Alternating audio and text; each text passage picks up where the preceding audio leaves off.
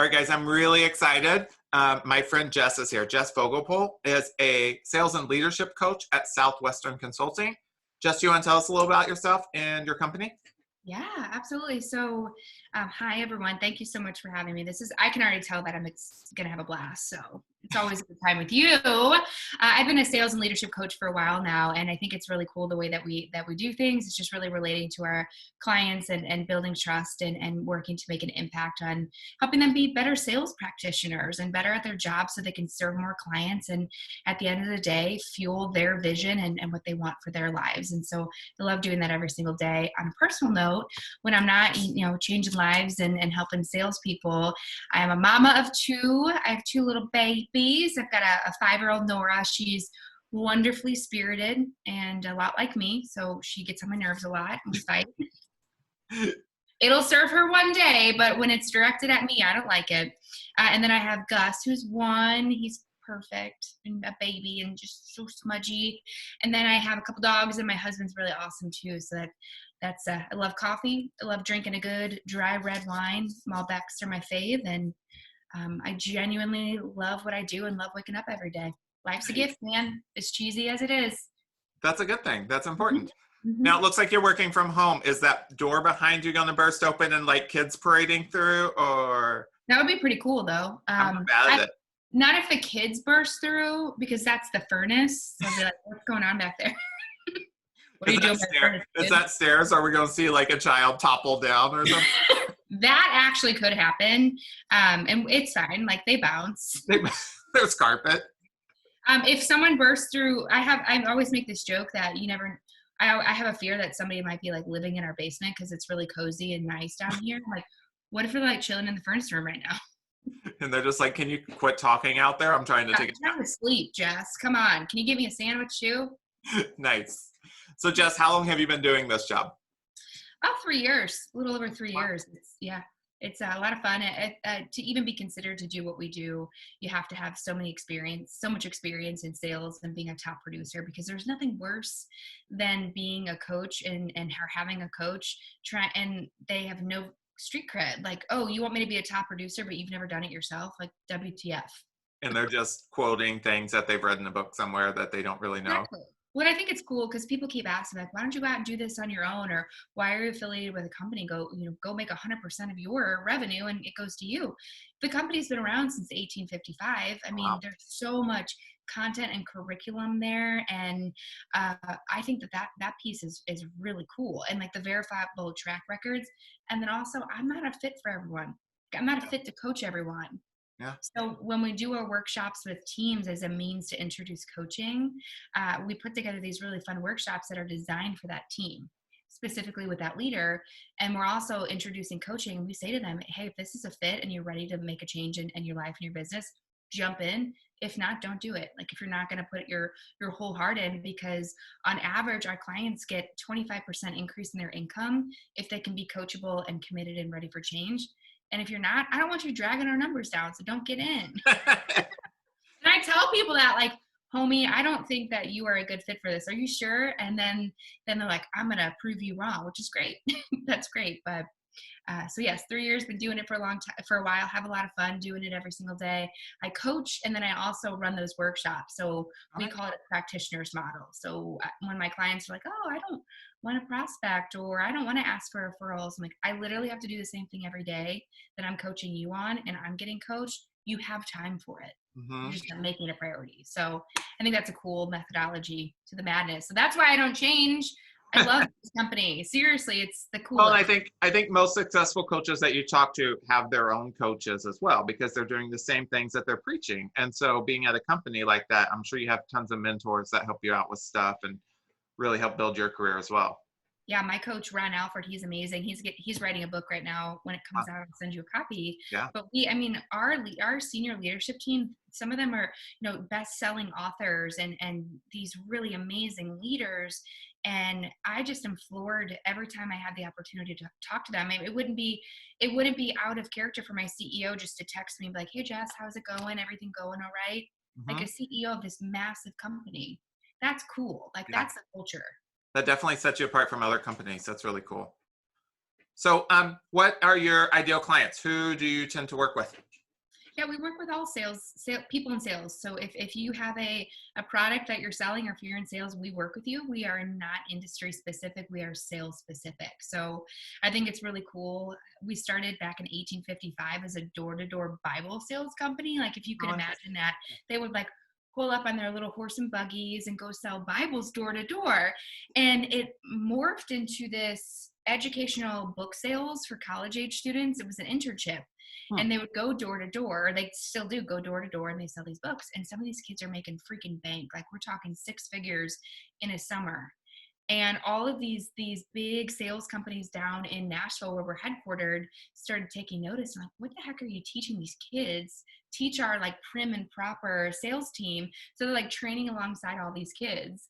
And that's when we realized, like, there is a need for sales coaching that's not industry specific, that's not within people's company, because most companies offer training, they offer coaching, but how vulnerable can you get with somebody that's kind of working within your company? So sales, anyone that's in sales, real estate, mortgage, financial advisors, insurance, auto, and literally anything. And I love to talk to sales leaders to create a free sales training for their team. Like, it's kind of a no-brainer. It's free, and it's designed for your team and their hurdles as a means to introduce our coaching. And the people that want to get in, cool. The people that don't, that's cool too. We just want to get it out there, get this message out there. Right.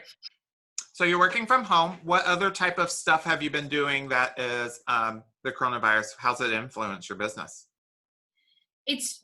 I think the most successful businesses and companies are able to, dare I say it, because I know this is a buzzword, but pivot, right? Pivot. I've been avoiding that word so much lately because I know everyone hears it all. I know. I'm like, please don't say it. Please don't say it. But yeah, so taking what you do and what you offer. Like, if you offer or sell something, I say it in quotes because most people don't view themselves as salespeople. But if you sell something that is a need for people, even during these times, you still should be talking to them. I can't tell how many people are like, I feel bad like making phone calls and people are all these things. Well, if you have a need, if something that they need, then you need to.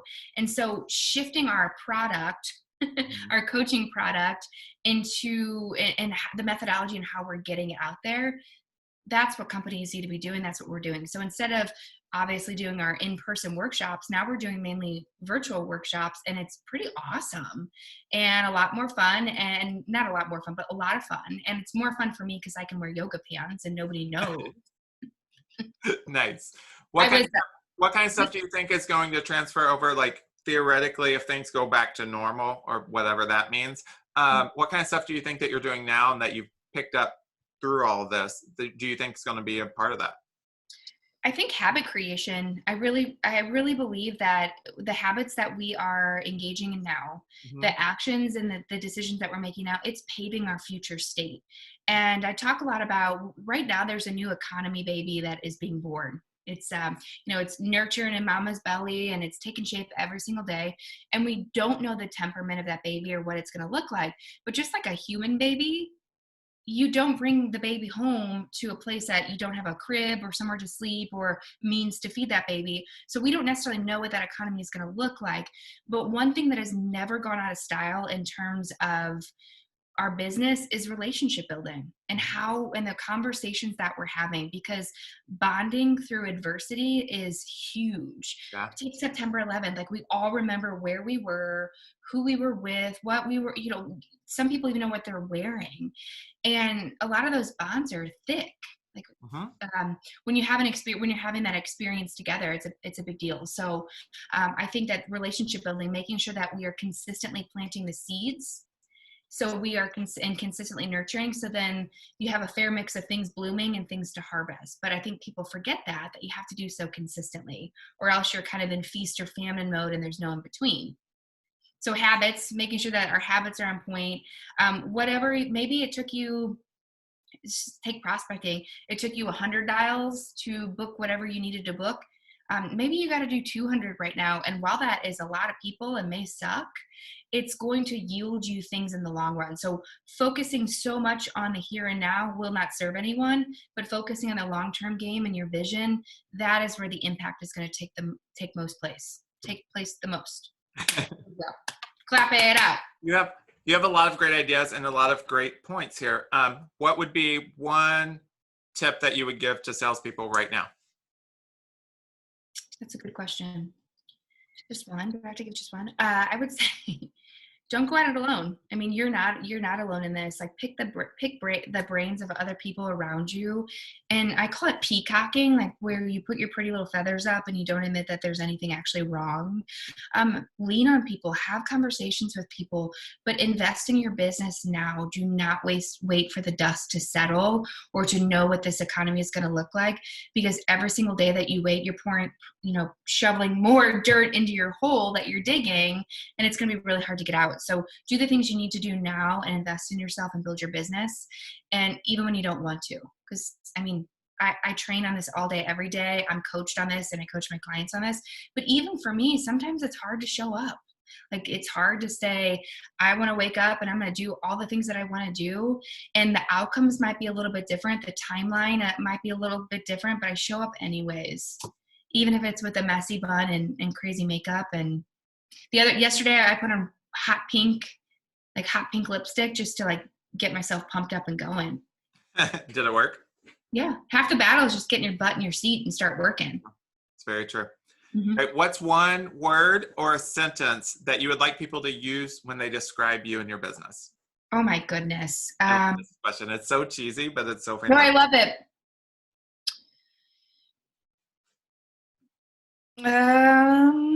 Something about how much I care. Okay. I do. I think there's so much empowerment and awesomeness when you see the people that you're working with succeeding. And so I always, part of my mission is to make sure that everybody leaves their interaction with me feeling more joy than when they started. And so whether what I do is a fit for them or not, I want them to remember me as someone that brought a moment of joy in their life. Yeah. I think that's hard in the sales world. I think so many times people just hear sales and they suddenly go to like this informal, robotic, like not caring type thing. So being able to be somebody that actually cares leaves a better impression. That's awesome. Well, we have to listen. We have, exactly. I think sales for so long has taken on this it's taken on a weird shade where we're all about like just closing people, and there's nothing wrong with closing is just guiding someone from point A to point B. But if you haven't done your due diligence and actually found a need and recognize that you are able to remedy that need, and sometimes you may not be able to, so don't close them. But listening to them and having conversations and recognizing that people are people, and we don't have to be so perfect and prim and proper all the time. It's not all buttoned up in suits. It's actual human interaction and conversation because you care. Yep, absolutely. Hey, where can people find information about you? Do you have a website, social media? What's the best way of getting a hold of you? Yeah, I mean, look me up in the phone book. I'm just kidding. So definitely. Like Yellow Pages? I think I have those somewhere. Fine. You can send it with your Harry Potter owl and we'll like converse that way. Did I just show my nerd flag? You absolutely did. Waving it. So definitely I'm very active on social media. So if you have questions, it's always good to find me on my personal page, my business page. You can literally, if you want, you're welcome to link it, and got all my contact information. But I'm happy to have conversations. And I always say to people, it doesn't matter. I might be a little biased and believe that coaching is the best option for everyone. It should be, whether it's with us, whether it's with someone else. You need someone else in your business. But if you need something, a resource, you have a question, or you need help with something, you do not have to be one of our clients to ask me. Like, I genuinely want to help. Right. Yeah, that shows. We all know. All right, Jess. Well, it's been wonderful talking to you. Okay, come on here, Flip. It's awesome talking to you. I don't want to take up all your time today. I know you got to go make a sandwich for the person living in your closet behind you. Yeah, and you probably have tons more work to do. So it was wonderful talking to you. I can't wait to have coffee with you someday after this. Yay! Bye, everyone. Thanks, Dan. Thank you. Bye.